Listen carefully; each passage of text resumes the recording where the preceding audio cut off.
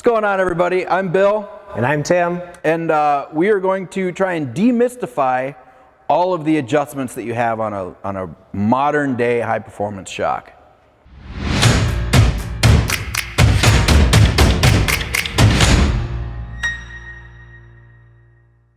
Bill, I'm going to show you here on our Mod Series shock a few different items here. We have the valve pack, which bolts to the side of the shock body. That gives you your range of adjustment for your high-speed adjustment knob. High-speed adjustment knob has 24 clicks from full soft to full stiff. And also another feature on here is your bleed adjustment, which is in between the two corresponding adjustment knobs.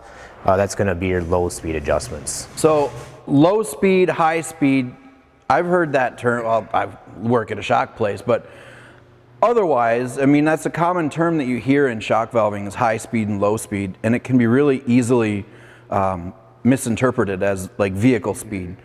So what, can you explain the difference between like a high speed and low speed? What is that actually talking about? So high speed is going to be more of your faster chassis movements and your bumps and dips in the roads. So like you hit a crack in the road that's, you know, an inch high, your shock has to move really quick to get out of the way of that if you're going. Exactly, yep. In low speed?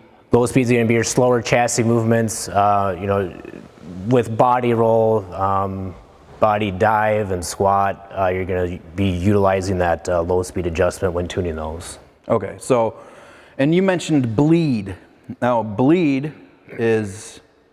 Bleed is basically a bypass. It's a needle and jet inside the module here, which basically will allow fluid to bypass any valving internally. So it's basically just opening up a jet. That's going to be your low speed adjustment. What would be some quick tips to get it so that you can go out and drive it and enjoy it and know that you're not way off on your settings? Right. First thing, whenever tuning with handling, you really want to have that rebound dialed up to a fairly firm setting. That's going to help control that body roll. Both adjustments on your high speed adjustment and your bleed, you're going to want them dialed up. That's going to help keep the front end set, when you're going through corners. Switchbacks from left to right, it's going to help keep the chassis underneath you. If you're saying crank them up, what does that mean? Go up to 4, 14? What do you think? Yeah, I would recommend for a handling situation to have the compression turn up about halfway, so about 12 clicks from full soft. The rebounder are going to be up towards the higher range, right around 20, give or take.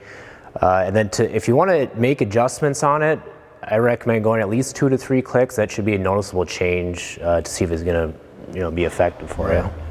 And don't be afraid to use the clicks. If you don't know what's going to happen, we didn't design a shock that's going to blow up because you use the adjustments. So don't be afraid to use them. You're not going to wreck anything by turning it all the way up and see what it does on the upper extreme, or turning it all the way down and see what it does on the lower extreme. Yeah, definitely play with it, get used to it, see what setting works for you.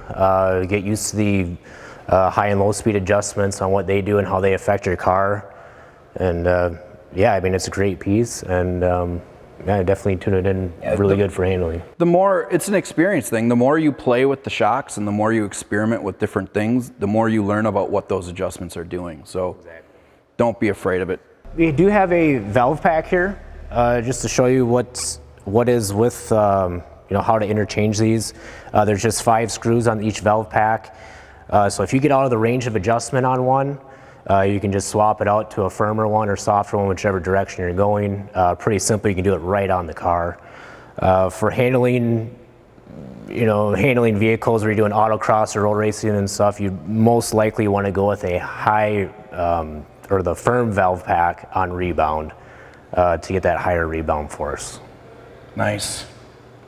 Cool. Well, if you have any additional questions, feel free to give us a call, shoot us an email. Otherwise, you can also just see these shocks and a lot of technical information about them on our website, www.qa1.net. And we'll see you next time.